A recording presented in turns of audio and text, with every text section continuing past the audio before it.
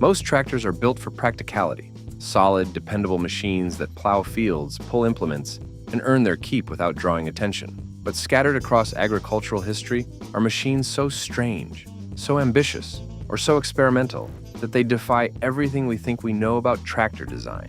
Today, we're counting down the 12 rarest and weirdest tractors you never knew about. Machines that pushed boundaries, challenged conventions, and sometimes failed spectacularly. From Depression-era kit tractors assembled in farmyards to turbine-powered experiments that seemed pulled from science fiction. From single-cylinder monsters that shook the ground to rotating cab oddities that confused as much as they impressed, these tractors represent agriculture's strangest moments. Some were engineering triumphs ahead of their time. Others were desperate solutions to impossible problems. A few were simply bizarre ideas that somehow made it to production. But every one of them tells a story worth remembering, and every one of them proves that agricultural innovation sometimes takes the strangest paths imaginable. Number 12, Claas Xerion 5000. In 2014, German manufacturer Claas introduced a tractor so unconventional that farmers seeing it for the first time questioned whether engineers had lost their minds. The Xerion 5000 features a cab that rotates 180 degrees, allowing the operator to face either direction while the tractor travels forward or backward. The Mercedes-Benz 12.8-liter six-cylinder diesel engine produces 530 horsepower. Serious power wrapped in the strangest package modern agriculture has seen. The rotating cab concept emerged from Claas engineers recognizing that many tractor operations require operators to look backward, monitoring implements, watching load conditions, maintaining alignment. Traditional tractors force operators to twist uncomfortably or use mirrors, creating fatigue and reducing precision. The Xerion solves this by mounting the entire operator station on a rotating platform. Press a button and hydraulics spin the cab 180 degrees in seconds, positioning the operator to face the rear while controls automatically reconfigure so forward remains forward regardless of cab orientation. The engineering required to make this work is extraordinary. All hydraulic lines, electrical connections, and control linkages must pass through the rotating junction without binding or leaking. The transmission must seamlessly reverse its logic when the cab rotates. The steering must invert. The result is a tractor that can operate equally well in either direction, with the operator always facing the work. The Xerion's capabilities extend beyond the rotating cab. The chassis is articulated, steering through a central pivot rather than front wheels. All four wheels are powered and equally sized, creating a machine with exceptional traction and minimal soil compaction. The hydropneumatic suspension on all four corners provides remarkable ride quality and allows the chassis height to be adjusted for different crops or ground clearance requirements. The transmission is continuously variable, providing infinite speed control from creeper pace through transport speeds approaching 35 miles per hour. The hydraulic system delivers over 65 gallons per minute of flow, supporting the most demanding implements. The Xerion can mount implements on front,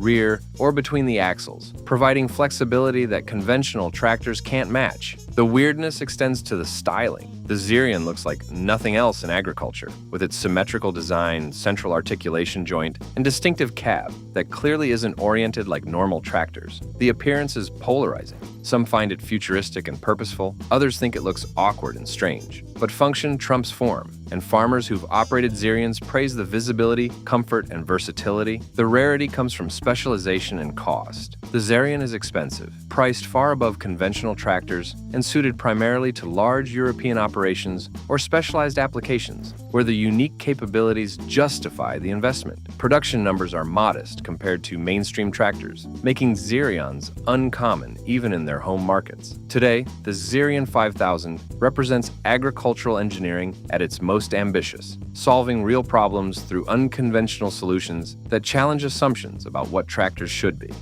Number 11. Fendt 1167 VarioMT.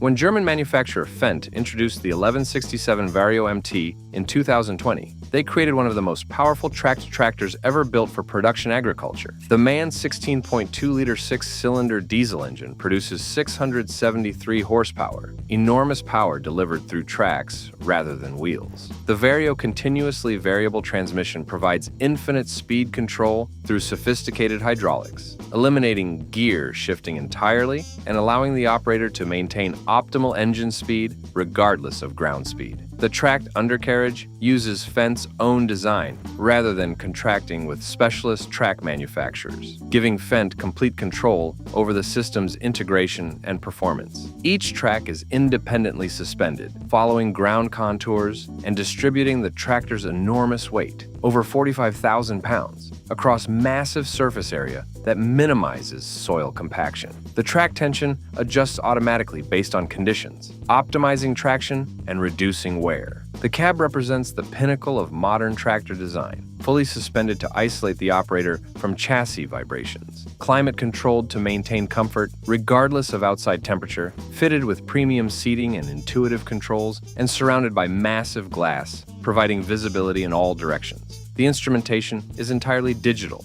with customizable displays showing engine parameters, transmission status, hydraulic information, and GPS guidance. The hydraulic system provides exceptional capacity, delivering enough flow and pressure to operate the most demanding modern implements. The three-point hitch lifts over 22,000 pounds, accommodating the massive implements that 673 horsepower can pull. The rarity comes from specialization and extraordinary cost. The 1167 VarioMT targets the largest farming operations, primarily in Europe and North America, where field sizes and farming intensity justify investing over $600,000 in a single tractor. Production numbers are measured in dozens or hundreds per year rather than thousands, making these tractors uncommon even in major agricultural regions. The weirdness is subtler than overtly strange designs. The 1167 looks purposeful and modern, but the sheer scale and sophistication represent a level of agricultural engineering that would have seemed impossible just decades ago. The track system alone involves more technology than entire tractors contained in earlier eras. Today, the 1167 VarioMT represents the cutting edge of agricultural power, proving that even in an era of established tractor design, manufacturers continue pushing boundaries toward greater capability and efficiency. Number 10. Case 150.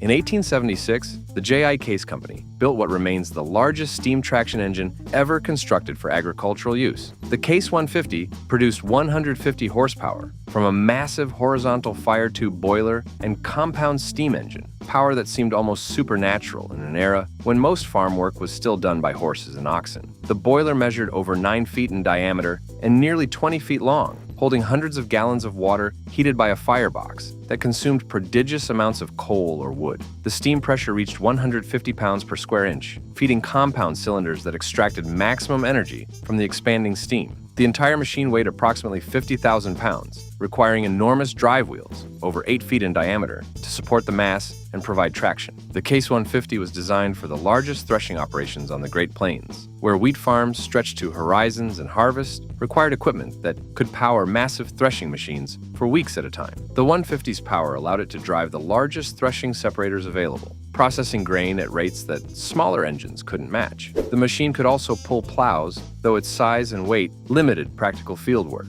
The steering required 2 men, one operating the vertical steering wheel that controlled the front wheels, another manning the throttle and managing the engine. The crew included a fireman who maintained the fire and monitored water levels, and often additional workers who hauled fuel and water. Operating the 150 required skill, strength, and constant vigilance. Boiler explosions killed dozens of steam engine operators during this era, making safety consciousness critical. Case built only one 150, making it a demonstration unit and promotional tool rather than a production model. The company transported it to agricultural shows and exhibitions, where farmers marveled at its size and power while questioning whether any farm actually needed such capability. The 150 worked for decades before being retired, eventually finding its way to collectors who recognized its historical significance. Today, the sole surviving Case 150 resides in a museum, preserved as a reminder of steam power's brief dominance in agriculture and Case's engineering ambition during the 19th century. Number 9. Zetor Crystal 8011. In 1968, Czechoslovakian manufacturer Zetor unveiled the Crystal 8011, a tractor so futuristically styled that it looked like it belonged in science fiction rather than farm fields. The boxy, angular design featured flat panels and sharp edges that created a distinctively modern appearance, unlike anything else in agriculture. The design philosophy emphasized visibility. The cab was almost entirely glass, providing panoramic views in all directions and making the operator feel like they were sitting in a greenhouse rather than a tractor. The four-cylinder diesel engine produced 80 horsepower, respectable output for the era, through conventional mechanical fuel injection. But the conventional mechanicals lived inside the most unconventional styling agriculture had seen, creating cognitive dissonance between form and function. The Crystal represented Zetor's attempt to imagine what tractors might look like in the future, creating a design study that went into limited production primarily for promotional purposes and export to markets where distinctive styling might attract attention. The cab design, while visually striking, created practical problems that limited the Crystal's appeal. The extensive glass created greenhouse effects in sunny weather, making the cab uncomfortably hot despite ventilation. The angular panels required specialized manufacturing that increased costs without providing functional advantages over conventional rounded designs. The sharp edges and flat surfaces caught wind during transport, creating stability concerns that rounded tractors avoided. But the Crystal captured imaginations, appearing in agricultural exhibitions and publications as evidence of Eastern European innovation and forward-thinking design. Production numbers were extremely limited. Zetor built perhaps a few dozen Crystal 8011s, primarily for promotional use rather than serious commercial sales. The scarcity has made surviving examples valuable to collectors who appreciate unusual tractor design and Cold War-era industrial styling. Today, the Crystal 8011 represents a fascinating moment when a manufacturer decided that tractors could be art as well as tools, that form could take precedence over function, and that agriculture was ready for radical design departures. The experiment didn't succeed commercially, but it proved that even in conservative agricultural markets, there was room for machines that challenged conventions and imagined different futures. Number 8. International Harvester, HT340. In 1961, International Harvester unveiled one of the strangest tractor experiments in agricultural history, the HT340, a tractor powered by a gas turbine engine. The turbine produced approximately 85 horsepower, delivered through a transmission that had to manage the turbine's high speed, constant power characteristics that differed fundamentally from piston engines. The turbine spun at thousands of revolutions per minute, creating a high-pitched whine rather than the rumble farmers associated with tractors, and consuming fuel at rates that made diesel engines look economical. International Harvester developed the HT340 as a technology demonstrator, exploring whether turbines offered advantages that would justify their complexity and cost. The turbine's benefits included smooth power delivery, minimal vibration, excellent power-to-weight ratio, and the ability to run on various fuels, including diesel, kerosene, and jet fuel.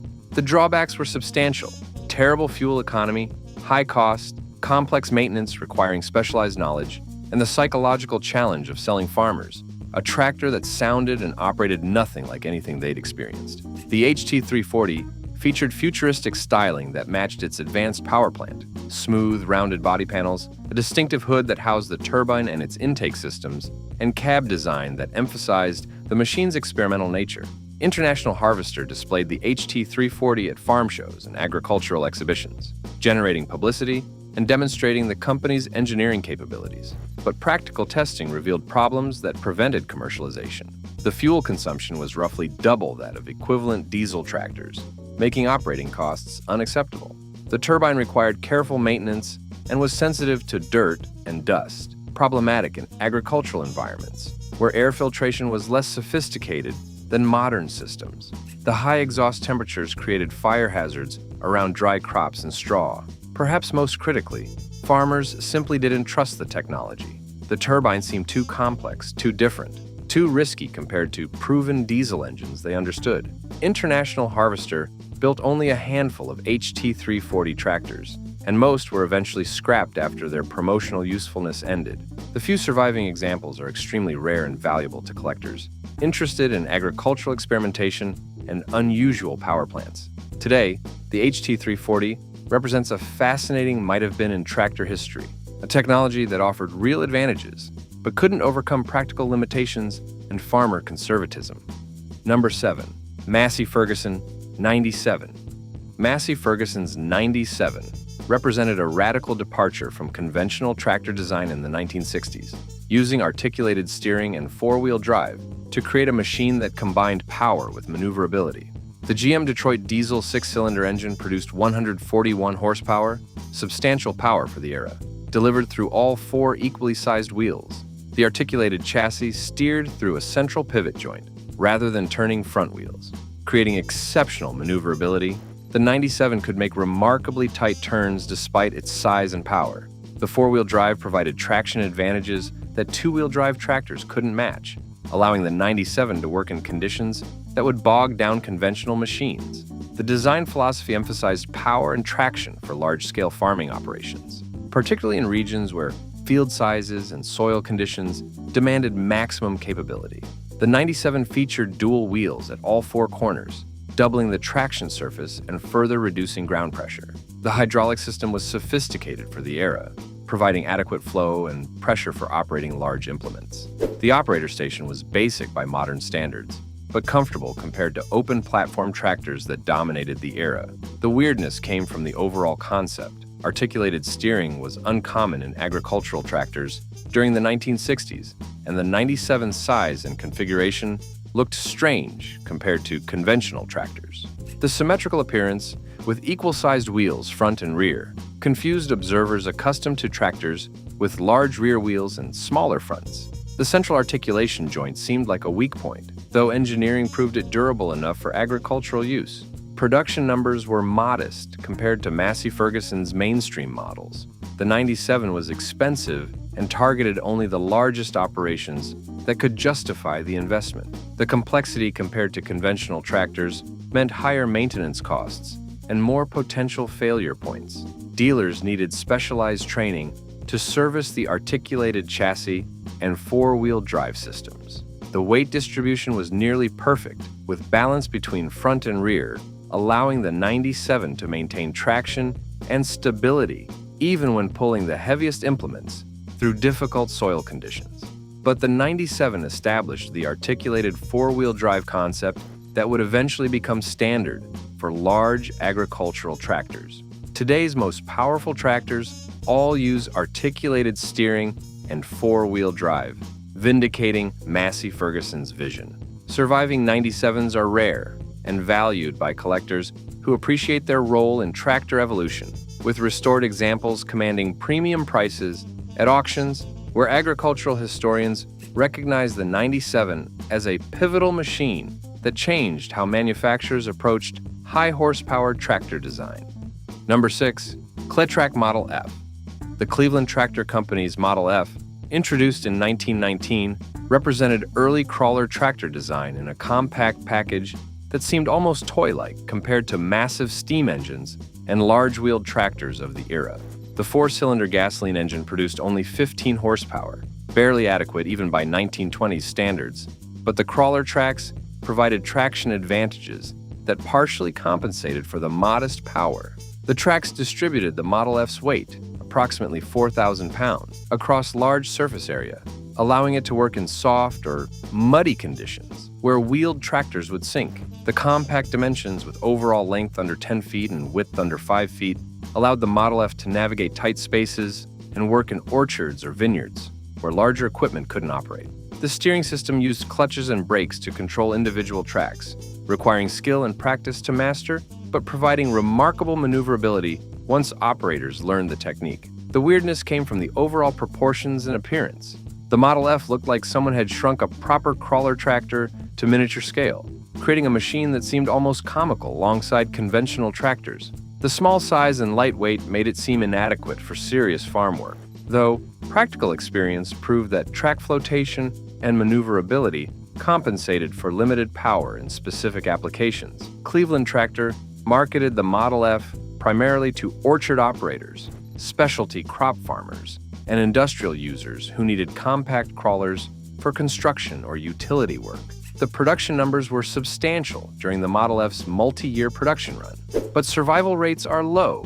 Most were worked until they literally fell apart, then scrapped for their metal content during wartime collection drives. The few surviving Model Fs are treasured by crawler tractor collectors who appreciate early tracked vehicle development and Cleveland Tractor's role in establishing crawler design principles. Today, the Model F represents a fascinating transitional design between early experimental crawlers and the sophisticated tractors that would eventually dominate heavy agricultural and construction applications. Number 5. Lanz Bulldog. German manufacturer Heinrich Lanz introduced the Bulldog in 1921, creating one of the strangest and most successful tractor designs in European history. The Bulldog featured a single-cylinder hot bulb diesel engine, enormous displacement, often over 10 liters in a single cylinder, creating a distinctive appearance with one massive piston and cylinder dominating the tractor's profile. The hot bulb design used a semi-diesel combustion process, fuel injected into a heated chamber where it ignited from compression and chamber heat rather than spark ignition or pure diesel compression. Starting required heating the bulb with a blowtorch for several minutes until it glowed red hot, then hand cranking the engine until it fired and began running. The operation created distinctive sounds, a slow, methodical exhaust beat as the single piston fired, combined with mechanical clatter from the simple valve train and exposed reciprocating components. The Bulldog produced thick clouds of smoke, particularly during cold starts or under heavy load, and the hot bulb design allowed it to run on crude oils and low-grade fuels that would damage more sophisticated engines. The single-cylinder design created tremendous torque. The huge piston's leverage on the crankshaft produced pulling power that seemed impossible from such modest horsepower ratings, typically 35 to 45 horsepower, depending on model. The mechanical simplicity meant village mechanics could repair Bulldogs with basic tools and minimal training. The engine's low speed, often under 600 revolutions per minute, reduced stress on components and extended service life. Lanz built Bulldogs for over 3 decades, producing hundreds of thousands that became icons of European agriculture. The design proliferated through licensed production and copies. Manufacturers throughout Europe and beyond built Bulldog-type tractors using the same basic principles. The weirdness was obvious to anyone seeing a Bulldog for the first time. The single massive cylinder, the blowtorch starting procedure, the smoke and noise, the slow, ponderous operation. But practical experience proved that weird didn't mean ineffective, and the Bulldog's success demonstrated that unconventional designs could dominate markets if they solved real problems. Today, Bulldogs are highly collectible, with enthusiasts throughout Europe restoring examples and gathering at shows where the distinctive exhaust beat and clouds of smoke evoke nostalgia for an earlier era of agricultural mechanization. Number 4. Fordson Snow Motor. In the 1920s, inventors and farmers in northern regions experimented with adapting tractors for snow and muddy conditions using screw-propelled tracks, enormous spiral cylinders that rotated to pull the vehicle forward. The Fordson Snow Motor represented one of the more successful implementations, converting standard Fordson tractors into strange machines that looked more like submarines than farm equipment. The conversion replaced the Fordson's rear wheels with 2 large screw-driven cylinders, approximately 5 feet in diameter and several feet long, that rotated slowly to provide forward motion. The screws worked by pulling the tractor forward through snow, mud, or soft ground, with each rotation of the cylinder moving the tractor forward approximately 1 cylinder diameter. The front of the tractor retained skis, or smaller wheels for steering, creating an asymmetric appearance that looked awkward but functioned adequately in conditions where conventional wheeled tractors were useless. The engineering was crude by modern standards. The screw cylinders were fabricated from sheet metal, formed into spirals, and welded to pipe frames, creating structures that were heavy and fragile, but buildable with farm equipment and welding skills. The power came from the Fordson's 4-cylinder gasoline engine, standard 20 horsepower output, that was barely adequate for the additional resistance of screw propulsion. The top speed was measured in single-digit miles per hour, making snow motor conversions useful only for short-distance travel or work in immediate areas around farmsteads.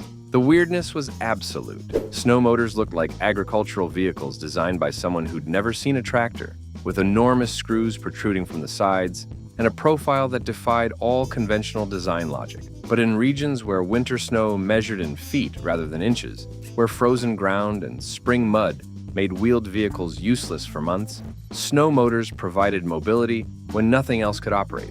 The rarity today stems from limited production and poor survival. Most snow motor conversions were temporary adaptations, removed when spring arrived and wheeled operation became possible again. The screw cylinders were heavy, expensive to fabricate, and had no value beyond their specific purpose. So many were scrapped rather than stored. The Fordson tractors themselves continued working after snow motor conversions were removed, eliminating the complete machines from preservation. The few surviving snow motor examples, whether complete tractors or the screw cylinder assemblies alone, are extremely rare and valuable to collectors fascinated by unusual agricultural adaptations. Number 3. Rumely OilPull. The advanced Rumely Company's OilPull tractor, produced from 1909 through 1930, represented one of the most distinctive and successful early tractor designs, using oil cooling rather than water and running on inexpensive kerosene fuel. The oil cooling system circulated oil through passages in the engine block and cylinder heads, then through a large radiator where airflow dissipated heat.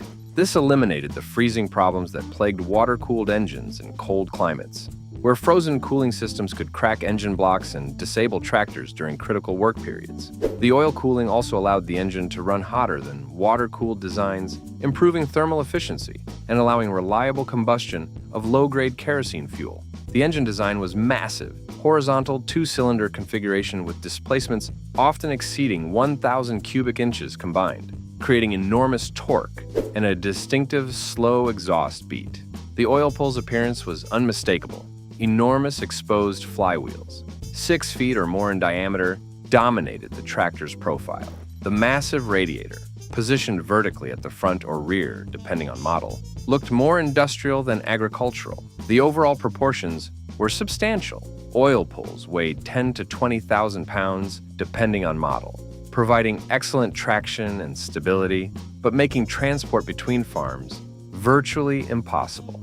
These were machines sold to one farm and permanently stationed there, often at fixed locations for belt work. The sound was distinctive and bizarre. The slow two-cylinder beat combined with mechanical clatter from exposed valve trains and the whoosh of cooling air through the oil radiator created an unmistakable auditory signature. The exhaust smell was equally distinctive. Burning kerosene produced an odor unlike gasoline or diesel exhaust, and the hot oil added its own contribution to the olfactory experience. The OilPull's success came from reliability and economics. The oil cooling proved durable and eliminated wintertime freezing, while kerosene fuel cost significantly less than gasoline. Farmers who bought OilPulls often operated them for decades, accumulating work hours that would destroy lesser machines. Rumely built OilPulls through the 1920s, continuously improving the design but maintaining the fundamental oil cooling and kerosene burning concepts. Today, OilPulls are highly prized by collectors for their distinctive engineering, impressive presence, and connection to early tractor history. Restored examples are showpieces at vintage tractor events, where the slow exhaust beat and oil-cooled operation remind observers that effective engineering sometimes took unconventional paths.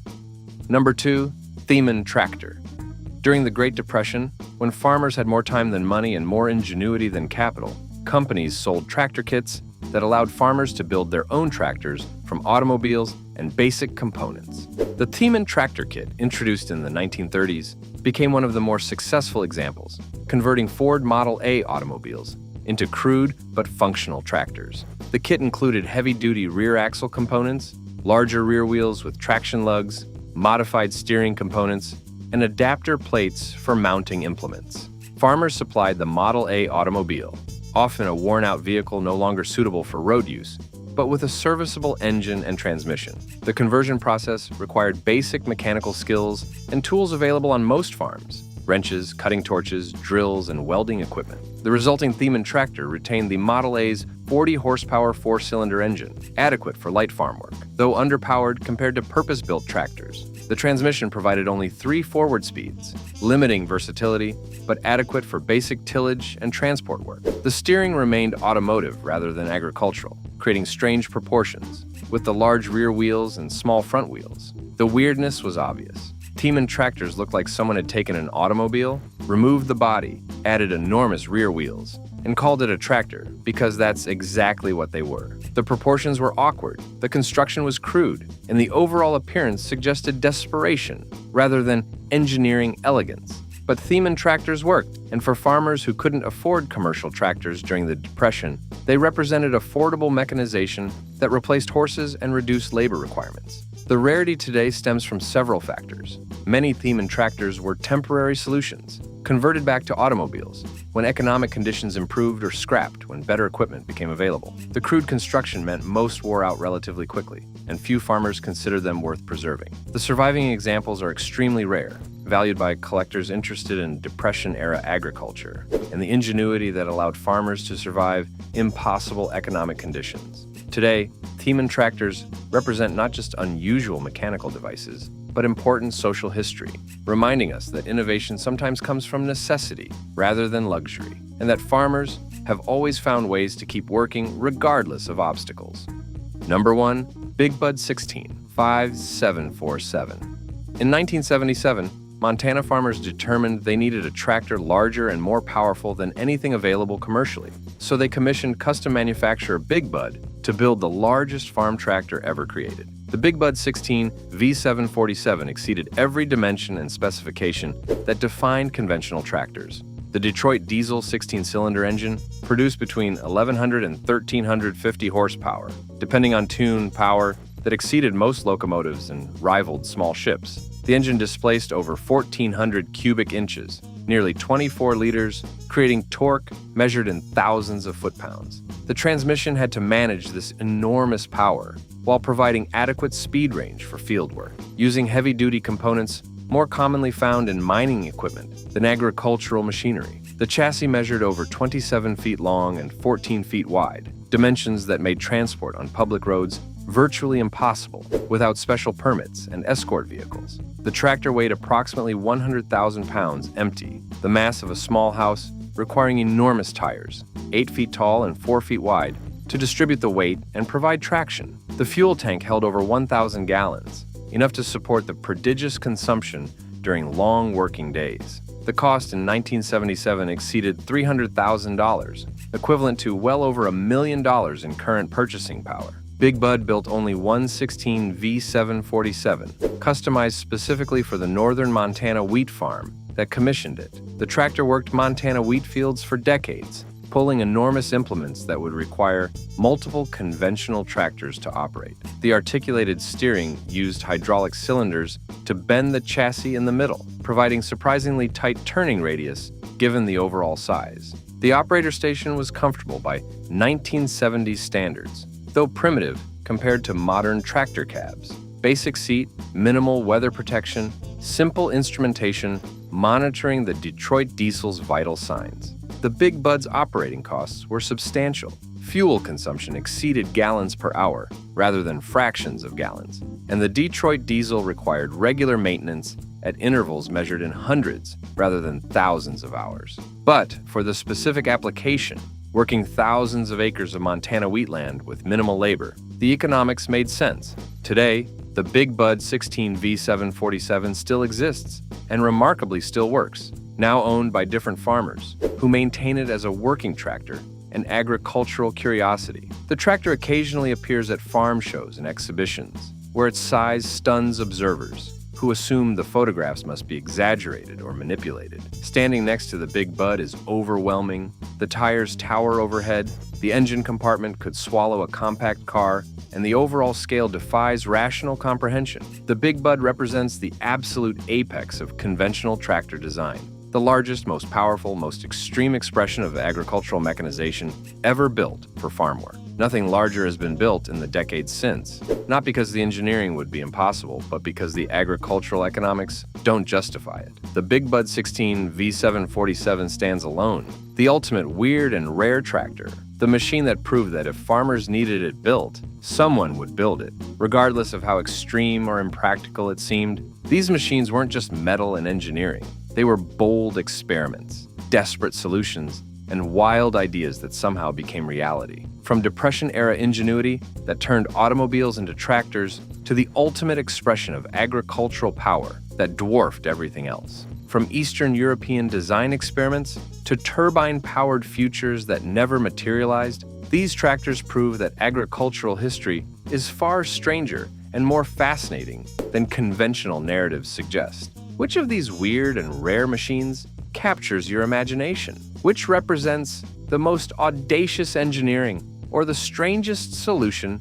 to agricultural problems? Drop your answer in the comments. And if you love stories about the unusual, the experimental, and the downright bizarre machines that shaped agriculture. Hit subscribe for more deep dives into the equipment that proves farming has always been far more innovative and eccentric than most people realize.